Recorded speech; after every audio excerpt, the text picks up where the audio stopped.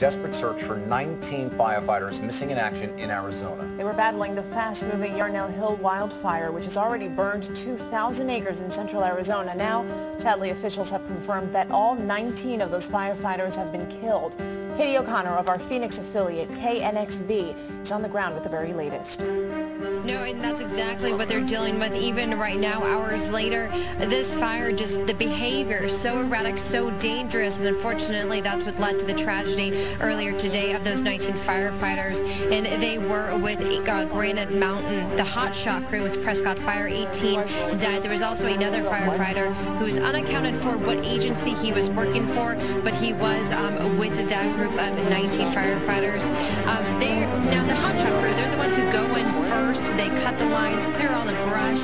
They're the best in shape is what Mike Reichling with Incident Command tells me. They're trained all year for this. This is what they eat, sleep, and breathe to train for wildfire conditions just like this. Something must have gone wrong somewhere.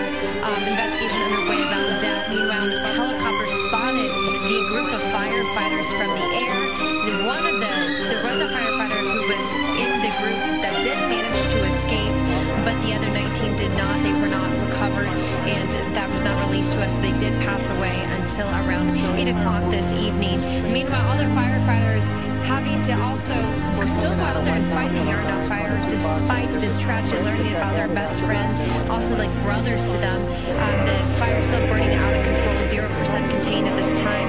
250 structures have burned in the town of Yarnell, and putting this in perspective, it's a very, very, very small town. Only about 500 structures total, so half of it already wiped out by this fire.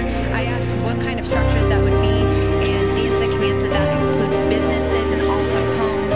And when we arrived around 3:15 this afternoon, we came up off of Highway 89, and we were standing just on the side of the road, and we could see the fire quickly coming towards us, and we were told to leave because of a dangerous situation. So now tomorrow, more fire crews are going to be brought in to relieve. Federal aid will also be coming in, and helicopters, planes still continuing to dump water and retardant on the flames.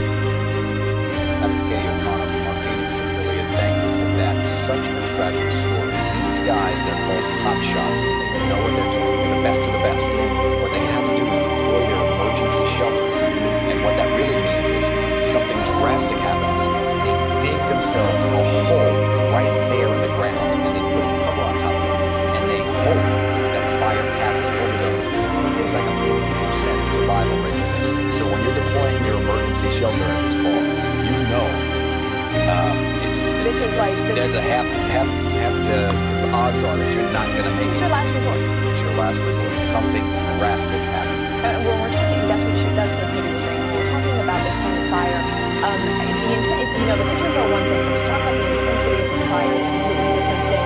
The flames of this blaze lit up the night sky. They could be seen from miles away. The smoke that was really affecting everybody there could be smelled from miles and miles away. This started on Friday from a lightning strike, and almost immediately within the weekend it had spread to 2,000 acres. And that's how big it can become. And now we're talking about much more than that. She was talking about structural damage, and nothing really compares to losing life, especially such a tiny community. Yes. 19 fires. Relatively small place. The conditions are horrible. It's a perfect storm of conditions where the humidity is low, so everything's dry. It's record heat.